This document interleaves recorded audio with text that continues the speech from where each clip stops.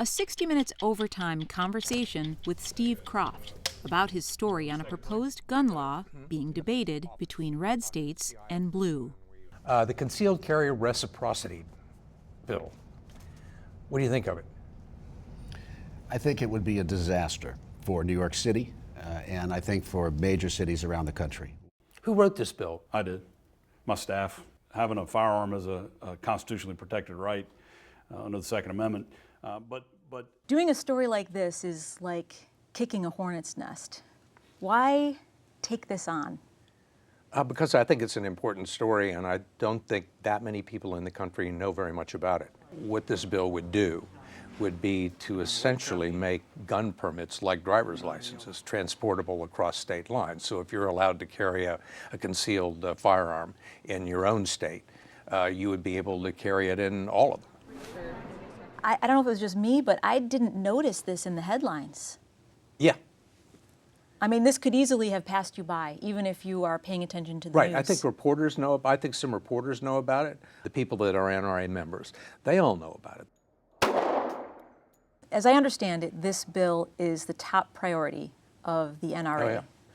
The NRA has been trying to get this bill, a version of this bill, passed for 20 years. The thing that makes this different right now is the Republicans control both houses of Congress and the White House. So it's a rare opportunity. They haven't had this opportunity before. But if the NRA is being so aggressive with this bill, why is there no one from the NRA in your story? They really did not seem to be interested in talking to us. But you tried. We tried. You know, we approached them through their press representatives and asked for an interview, and initially they were very cooperative and said yes.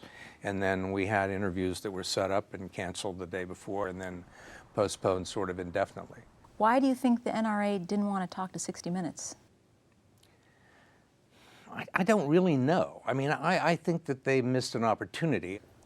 you know, and the Army's gone the other. It would have been basically the same interview that I did with Representative Hudson and with Tim Schmidt of the Concealed Carry Association.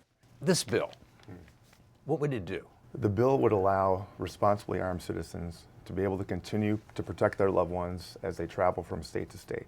I think all the positions of the NRA are presented in this story, either in narration or in interviews that we did with people that we knew understood their position. You think it was fair? Yeah. Yeah. Did you find that people assumed you had a position while you're reporting the story? Well, I think that was certainly the case with the NRA, and I think it was certainly with the case with Representative Hudson. Look, I work at 60 Minutes in New York, and I know that if you armed everybody on the floor and allowed them to carry a concealed weapon, it would only be a couple of months before somebody was shot. That's New York City. Yeah, I hear you. And Tim Schmidt, that they thought we would come in and we would ask them tough questions, which we did. We would ask them questions that their opponents are raising in the debate. It's not a constitutional right to carry concealed firearms. Well, so the Second Amendment doesn't, the Second Amendment simply says the right shall not be infringed.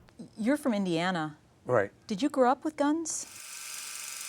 I certainly went hunting with my father and my grandfather when I was a boy. Gun control experts say One of my first jobs at CBS was covering the Southwest and based in Dallas, so I'm no stranger to red state America. Steve Kroft, CBS News, Dallas. And the people in the 6 states that I covered generally had guns and liked guns, and it was just part of their culture. They have a very high confidence in their own ability to use them and to be familiar with them. They're not afraid of them, as a lot of the people in the big cities are. You went to Midtown Manhattan with Tim Schmidt, who was an advocate for the Concealed Carry Reciprocity Act. Why did you want to take him to the middle of New York City? For visuals. Tell me when you're rolling. Rolling. You know, it was sort of like, okay, let's talk about this in the real world. Let's go to a busy intersection in New York City. We went to Columbus Circle and look around and tell me what you think. I knew he wasn't carrying because he would be in violation of the law. He'd be committing a felony. in New York. So I wanted to ask him about what it felt like to be in New York without his weapon. Do you feel naked? Do you feel under threat? I don't right now. I don't feel threatened. I do feel a little bit naked because I do carry quite a bit. And also challenging him. This is a lot different than West Virginia or Nevada or Arizona. It is. Somebody pulled out a weapon and started firing, you could have a lot of collateral damage. You sure could, yep. And guess what? You could have that same collateral damage in almost any city in the country. He said, by the way, that he thought lots of people right there were carrying guns. Illegal guns? It didn't stipulate. I promise you, Steve, right now, there are people walking around us. There at least somebody has a gun. Really? We just don't know who it is. I don't think this story is going to change anybody's mind. I think it's going to inform some people who don't know about it. But guns is just such a intractable subject with people. They have completely divergent opinions on them based really on where they live.